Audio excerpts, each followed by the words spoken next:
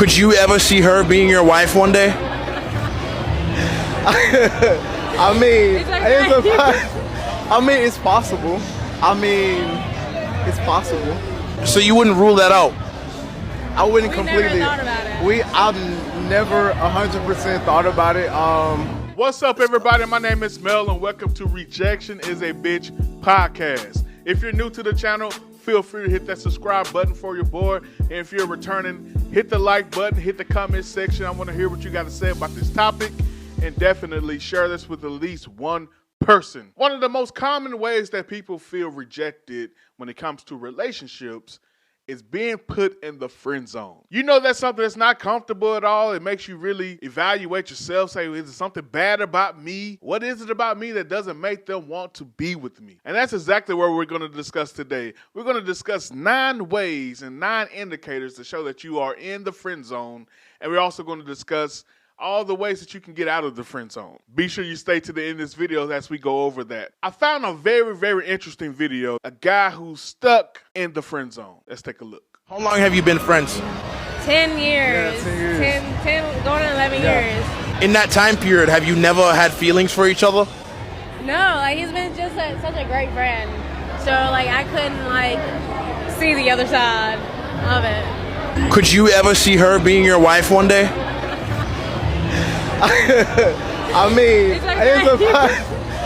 It's possible. It's possible. So you wouldn't rule that out? I wouldn't We completely. never thought about it. I've never 100% thought about it. It's possible, but yeah, we're friends. How come it's a possibility in your mind, but for you, you're like, I would just never look at him that way? We've been such good friends. I don't want to ruin the friendship. How could you ruin a friendship by getting closer? Well, you know, like when people take friendships into relationships, they're not meant to be in a relationship. They were always meant to be friends. He just doesn't fit that box? No, I wouldn't say that because he fits all the boxes.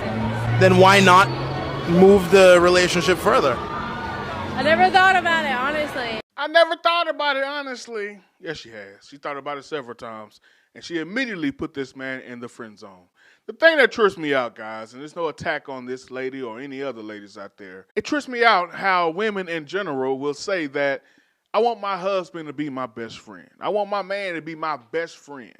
But they'll have a best friend for 10 years and won't make him their husband.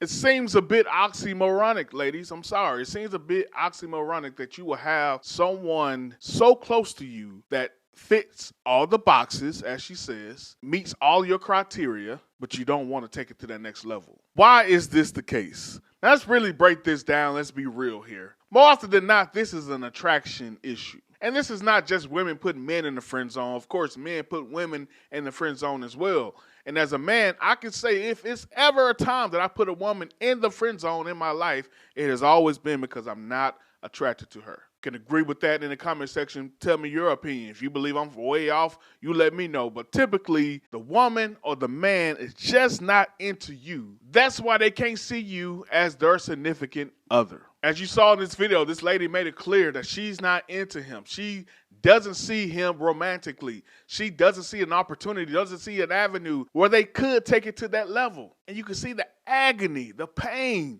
It looks so horrible. It looks so horrific seeing what this man wanted to say but could not say because he's so deep in the friend zone. Now, if you're new to this podcast, you may or may not hear something that's about to shock you. But any of you have seen my previous episodes, you know what I'm about to say. This man is not a victim. He's not a victim whatsoever. He's put himself in this predicament, in this position, and he's been totally rejected year after year.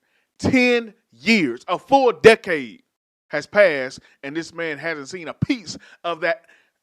Yeah, he ain't seen none of it. I got to ask this gentleman, what are you getting out of this? What are you getting out of having a friendship with this lady? Knowing that you not only like her, but very well may love her. Did y'all see what this man was really saying? Like, I mean, we could one day, but man, shut up. Man up. Like, seriously, what is going on? When this stuff happens, guys, it makes you think, how low do you view yourself? That you allow someone to determine how things go for you in a relationship. You will allow someone to dictate and maneuver your life. And you are choosing to be dragged along. You are choosing to be disrespected. You are choosing, my brother, to be rejected. The greatest freedom is the freedom of choice, and you have chosen to be stuck in the friend zone. How do you sleep at night knowing that she's telling you about the guy she's going to be with, knowing that you want to be that guy? So I don't want anybody feeling bad for this guy. I don't want anybody in the comment section telling me, poor him.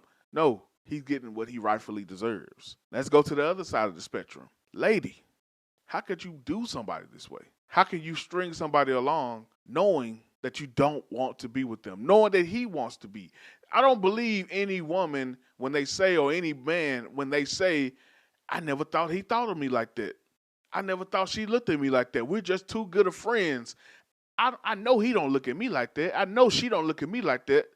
You're lying. What it is, you have so sternly put them in that position that you totally disregard who they are as a person. You don't care about their feelings. You don't care about what hurts them, what makes them happy, what makes them sad. All you care about is yourself. We throw this word narcissistic and narcissism around so easily and so freely, but if that's not narcissistic behavior, what is? I'm going to be honest, someone that puts people in the friend zone intentionally does not deserve an actual good relationship because you're blind.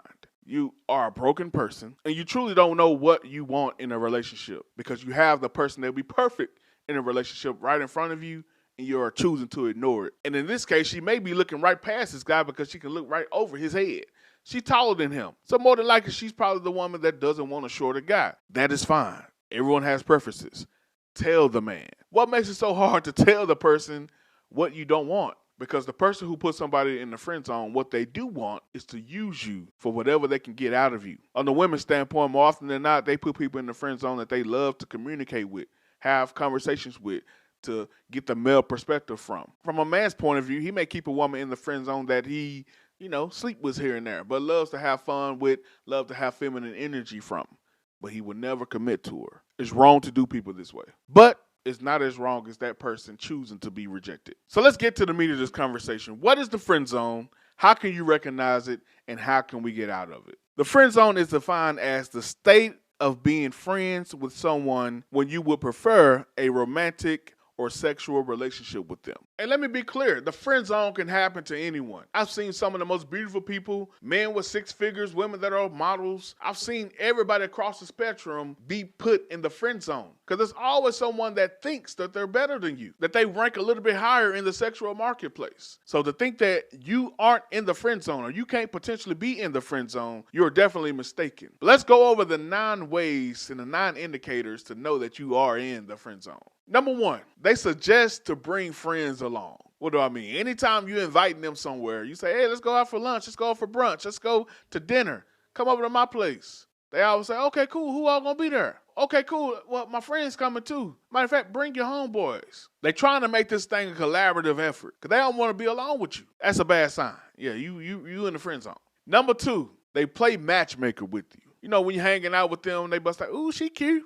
Y'all look good together. Or a guy who has his homegirl in the friend zone. Hey, I got this homeboy. He'll be perfect for you. That's a high indicator that you're in the friend zone. Number 3, they always referring to you as their brother, or their sister. Don't get me wrong. There are situations where, you seen people that's married that say, oh, just my brother. Turns out they actually having sex. And I'm not saying that friend zone people don't have sex here and there. Matter of fact, that would make a lot of dudes stick around if he has had sex with her at least once or twice. But if she calling you brother, if he's calling you sister, more often than not, they never will view you as a husband, wife, or actual someone they date. They want to keep you there so when they get their actual person, you won't be viewed as a threat. Number 4, they always talking to you about their crush.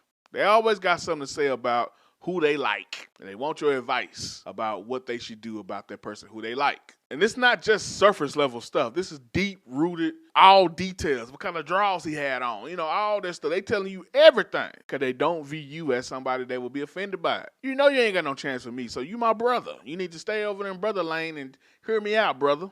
Matter of fact, I'm going to let y'all meet next week. Number 5, this is a good one. They not afraid to show they nasty side around you. I ain't talking about sexual. I'm talking about burping, farting, picking their nose, them loud, nasty sneezes and stuff. You meet when a girl really like you, she go, excuse me.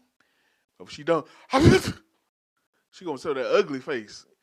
Even if it's an ugly crowd, they gonna show their ugly side around you because you ain't nothing to impress. They ain't trying to impress you. Number 6, they take you for granted. You got that homegirl that call you, you think, oh man, this gonna be the day. She finally want me. She finally gonna give me some, or she finally gonna be my woman. Everybody done been there. You put on your best cologne, best clothes, all that, just for her to say, hey, do you mind giving me a ride? Yeah, I don't mind. How far is it? It's about 2 hours away. If you busy, just let me know, but I always can rely upon you. I need you. And you take your pump butt on up and do that 2-hour drive. I'm not going to be wrong. She will ask somebody to do something for her that she's interested in as well. However, they going to get some incentive at the end of that. They going to get a kiss. They going to get some romantic time. They going to get a relationship. But you, on the other hand, thank you, brother. Drive safe. Let me know when you make it back. Talk to you later. And 9 times out of 10, you probably just drove her to see that other guy. Number 7, you always counseling stuff to accommodate them, but they never do the same for you. Even if it's things that's so important to you that you give them plenty of lead up time for, they still don't make the effort to accommodate you. You in the friend zone. Number 8, they deflect romantic feelings. Everything you do for them, even if it's the sweetest of things, you go above and beyond. You know she ain't got no relationship, she ain't got no Valentine, so you send a dozen roses over. And they posted on Facebook saying, oh, look what my brother got me. He is so sweet. She straight deflect that away to let you know it's a sweet thing, but you ain't getting none of this thing. It's just a sweet gesture, just like as if they daddy did it for him. It ain't nothing. You in the friend zone. And number 9, there's absolutely no spark. There's nothing there. No matter what you do, you give her the eyes, she look off real quick. You give her the lips, she look at you like, something wrong with you? Need some lip chap? It ain't nothing you can do to get her attention. She doesn't want you. She's not going to flirt with you. The flirt game is not reciprocated whatsoever. And then this is not something you got to see. Sometimes you just feel it. Sometimes you just know, like, man, this ain't normal. This ain't what happens when people are really feeling each other. And those are the 9 things that are true, surefire indicators that you are in the friend zone. So now the moment you've been waiting for, if you're someone that's in the friend zone and you want to get out, rather that be with this current person or be with someone else going forward. You don't want to ever be in the friend zone again. I have the answers and I have the solution for you. The most powerful thing that a man can do, that anyone can do, is to become more desirable. I'm not saying go out sleeping with other people or going out on multiple dates. But if the person that you are pursuing or the person that you're in the friend zone with can see clearly that you are someone that other people desire, you instantly go up a rank in their mind. And this is definitely a process that you don't want to rush. You don't want to jump into tomorrow. Let this be something that you do gradually over time, because that will show consistency and that will show that person that you are this and not just trying to become this. No one wants someone that no one else wants. Point blank. If you're someone who your sole priority, your sole focus is on this one person, there's no one else, you have no other suitors out there that would desire you. That's something that has to be updated. Rather that be in your aesthetics. There's certain things about us we can't change, but there are a lot of things about us that we can. Are you someone that's desirable? Are you paying attention to the way you look, the way you smell, how much weight you have gained over the past months or so?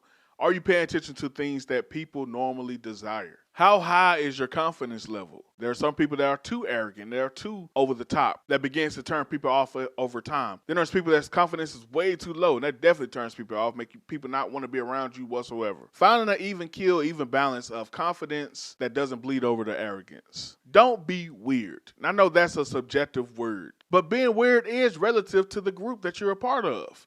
If you know this particular person that you're seeking after is a part of a certain demographic and they have certain intricacies about them that may not appeal to other people that you would normally hang around, then what you do around that person may come across as weird. So take that into consideration while you're determining if that's someone you want to actually pursue. If that is, then you may need to stop doing some of those things. Another thing that you can do, you need to be that fun person. Don't get me wrong, there is an element of fun that is a part of you already, because otherwise they wouldn't want you around. But it's a difference between friendship fun and romantic fun. So romantic fun typically introduces what we like to call dopamine. Now, dopamine is a chemical that focuses on pleasure. And there's a doctor by the name of Dr. John Medina that says pleasure and dopamine is typically the thing that causes someone to be memorable. You want to do something with this person that makes you rememberable. You got to do something that makes them excited, something that engages them, that makes them want to come back and do that memory with you all over again. And here's a couple phrases that you can listen out for. Man, that was fun. Man, I love hanging out with you. Once you get someone to start to say those things, you know that you're in the money. And another thing I recommend in these moments when you are stuck in the friend zone and you want to get out, create contact. While you're creating these fun moments, putting your hand on their shoulder or the small of their back, having some moments where they remember that fun moment with your physical touch as well. For some people, this is so elementary, like, duh, that's what you do automatically. But some people are actually stuck in the friend zone because you haven't made the move. You haven't initiated anything enough for that person to respond to you and let you know whether you are really in the friend zone or not. You put yourself in it and they just responding accordingly. Physical contact will reveal completely whether this romanticism can go forward or not. So either way, you out of the friend zone. Doing that physical contact, you start to make this person think, man, am I really attracted to them? Have I been misjudging the situation? Is this person really who I should be with? I really encourage you to start to value yourself so much that you never get in a position or in conversations where you're trying to prove to someone how valuable you are, where you're trying to prove to someone that they should consider you as their mate or as their husband, as their wife. You don't have to prove that to anyone. Either they see it or they don't. It's not something to go consistently back and forth about. So sometimes it's best to take a step back and say, hey, if you don't see that now, if that's somebody you really, really want, which I don't think anyone's worth that, but if it's somebody you really, really want, take a step back, take some time apart, and do those steps I mentioned before. Start to work on yourself. You become so valuable that they actually come to you now and tell you how much you are worth it. To understand that your position, your feelings, your heart, everything that you're investing to someone else, that matters too. It's not just the other person that matters. There's so many people out here that are really just taking the back seat and really just going along for the ride. Man, please, if relationships was a vehicle, it'd be like the vehicles you see at driving school, where there's a steering wheel on this side, there's a steering wheel on this side, there's brakes on this side, brakes, gas. We are equal when it comes to our emotions and how we care for each other. So not one person dictates what this relationship stands for. Not one person dictates how we move forward in this relationship. We both have equal footing, both have an equal share in what we do in this relationship going forward. Once marriage takes place, yeah, you create your different roles. But when you're dating and you're having friendships with others, we both determine what that is, not just one person. So anyone that's listening, and if you're in the friend zone, I highly recommend that you make a move, whether that be out of it, whether that be further along, to see if there is a romantic side of this relationship. But don't go along thinking that you have no choice. That's complete powerlessness. And I want you to live a powerful life. But it don't matter what I want. What do you want? Do you want to take the power back? Or do you want to continue to choose to be rejected day in, day out, without any influence on what happens to you going forward? Make the choice for yourself today. And we'll see you next Wednesday at 6 p.m. Central Standard Time for the next episode of Rejection is a Bitch podcast. Let's grow.